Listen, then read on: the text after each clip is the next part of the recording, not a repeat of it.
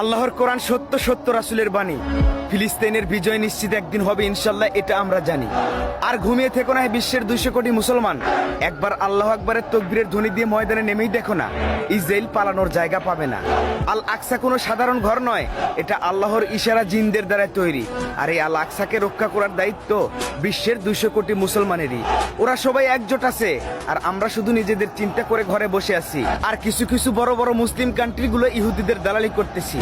আমরা আর ঘরে বসে থাকবো না, ইসলামের জন্য যুদ্ধ করে জিহাদের ময়দানে জীবন দিতে রাজি আছি। বাঁচলে ফিলিস্তিনকে নিয়ে এই বিশ্বে বুক উঁচু করে বাঁচবো, আর নয়তো বিশ্বযুদ্ধ শুরু করে দাও, যুদ্ধ করে জীবন দিব।